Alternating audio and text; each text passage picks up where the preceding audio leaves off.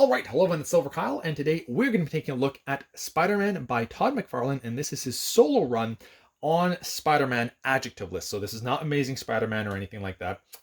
He was able to get this title from his popularity on The Amazing Spider-Man when David Michelini, I'm not really sure how to pronounce that, was the writer of the series and Todd was the artist, gaining lots of recognition and popularity because of the way he drew, that Marvel said, okay, you're doing such a fantastic job. Let's have you create your own Spider-Man where you're the artist and you also get to create the plots and stories and be the writer for this as well, which isn't Todd McFarlane's strong suit, I would say. But what it allowed him to do was say, okay, well, I would really like to draw these specific villains in this specific way. So it allowed him to just really open up his creative juices in the sense that he could draw and do whatever he wanted so that the art could be as fantastic as it is. And it's amazing in Spider-Man Adjective List. But the stories, I wouldn't say necessarily are the strongest points. And what I also wanted to include when I did this was so this is Spider-Man Adjective List number 1 to 14, and I think 16 as well. We're going to take a look at that when we're actually doing the overview there. But afterwards, Spider-Man Adjective List did continue in this omnibus, which is the Spider-Man by David Michelini and Eric Larson, where half of it is the majority of it is the Amazing Spider-Man, but then there is some continuation with Spider-Man Adjective List in this omnibus as well. So to a degree, if you were putting this on a shelf and you included your Spider-Man, regular Spider-Man Adjective List with your Amazing Spider-Man, this is what it would look like. And I really like the look of these spines. Like, you know, I love when they have the title that's really big, and then the names of the creators, and then the pictures here just look so freaking nice. I really like that. And another thing you'll notice, obviously, is that the Spider-Man by Todd McFarlane is a much slimmer omnibus. It's only 440 pages, so it's about half, maybe even a little bit less than half than what most omnibus are. So just bear that in mind when you are considering buying it, because it does have a lower price and you're like, oh, I'm getting a really good deal here. Yes and no. It's only 440 pages, whereas most omnibus are 800 to 1200 pages. So let's take a closer look at this omnibus. All right, so now we can take a closer look at the actual book here. And one of the things that we're really going to have to mention here is the incredible artwork by Todd McFarlane. Like, I really enjoy his style. Sometimes it is a little bit odd, but for the most part, I really enjoy it. And I would still also say, though, that I prefer his Spawn work because I think that it just suits his kind of very detailed, almost grotesque looks that he can create with some of his characters works better in the Spawn universe, where it is much darker than the Marvel universe. And not a lot of books here, as you can see, because, you know, they're so much bigger here. So this only includes Spider-Man 1 to 14 and 16, and X-Force number 4 as well, which were written and illustrated by Todd McFarlane with Rob Liefeld and Fabian Nicieza. I'm probably butchering that. Retails for $75 in the US and $95 here in Canada. I was able to get this for $70, including tax, from Amazon at the time. So basically paid the price of what it cost in the States without having to pay tax. Well, I did pay tax, but it was included in that $75. So not a horrible deal, but that's what it is. And 440 pages for this omnibus.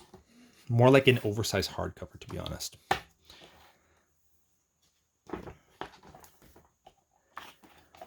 And I want to show off the hardcover itself because it is gorgeous.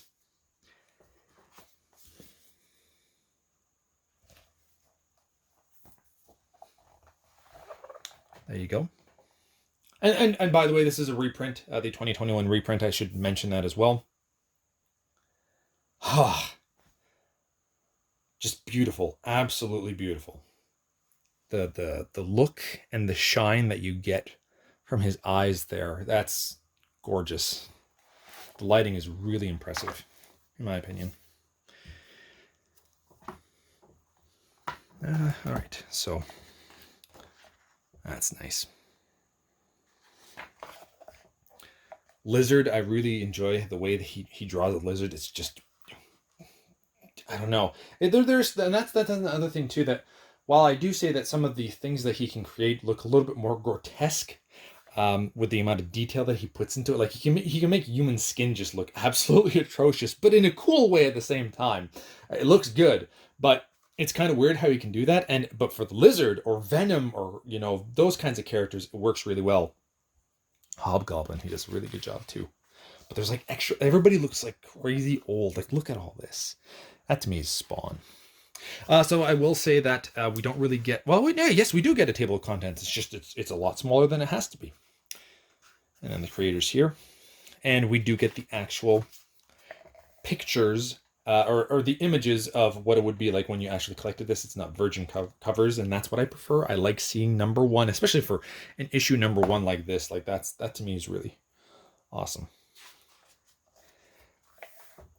Gorgeous, freaking gorgeous. This is essentially the hardcover. Like that to me, that's Spawn.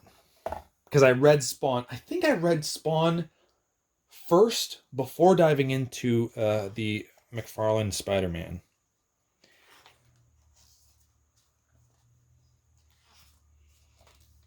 Oh man, this lizard is awesome. Like that's just such a good image.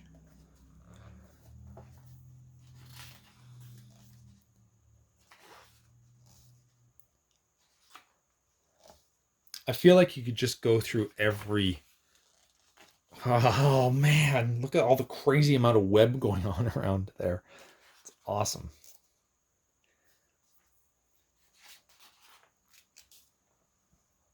I feel like you could just go through this entire book and just be astounded by this art. Ugh.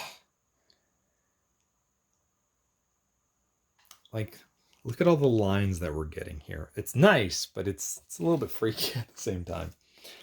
Even Spider-Man and Mary Jane look a little bit weird.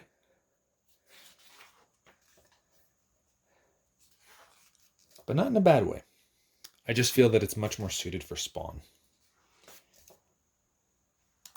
And we'll kind of go a little bit further here. I'm kind of just freaking out because this is my kind of jam. This is the kind of art that I really, really love.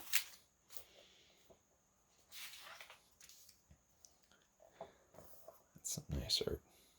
For the most part, it lays flat for a small omnibus. I didn't stretch it out too much. Hobgoblin, he did a really good job with that too. Wolverine, it's yeah. Look at that. That's. I see that and I'm like Spawn. That's. It just makes me think of Spawn. It must have been because that's what I was reading first before I dived into Spider-Man stuff. Or Todd McFarlane Spider-Man. I read Spider-Man before I read Spawn.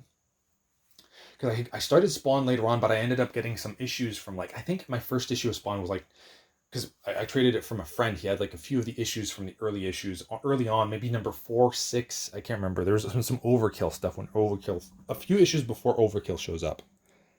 That's early on.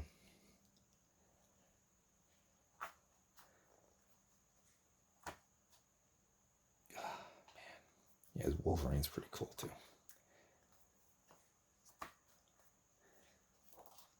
Morbius. Juggernaut. That's cool.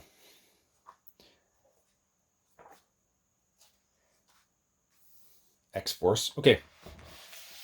Speaking of overkill, Cable, this version looks exactly like Overkill. Essentially, it kind of like Juggernaut and Cable together. And that's the look of Overkill.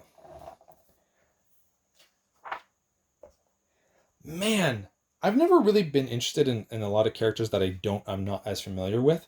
Like X-Force, for example. Here, I don't really know any of these characters. I've seen them before, but they don't do anything for me. But this art would make me read this because of how incredible the art is. That's just, although it's kind of weird because for this issue, everything's, you'd have to be reading it like this, right?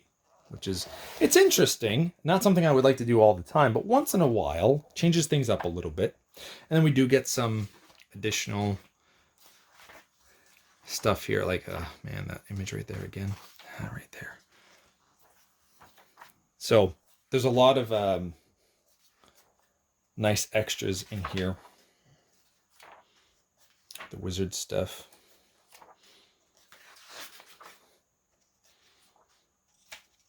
Yeah, it's super nice.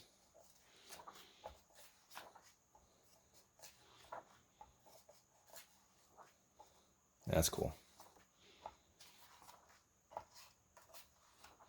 And that's pretty much it. I'll just quickly show the eye for those that are wondering. And it's a small book, so I mean, it's not popping out a lot, but it didn't really need to, as we could see that it was kind of laying flat for the most part. I do wish it was popping out just a little bit more, but I think maybe reading it a full time once or twice over, and that eye will really start popping out without having to stretch it overly. So there you have it. That is Spider-Man by Todd McFarlane, the 2021 reprint. So thank you all for watching. You have been bearded in. Beardage!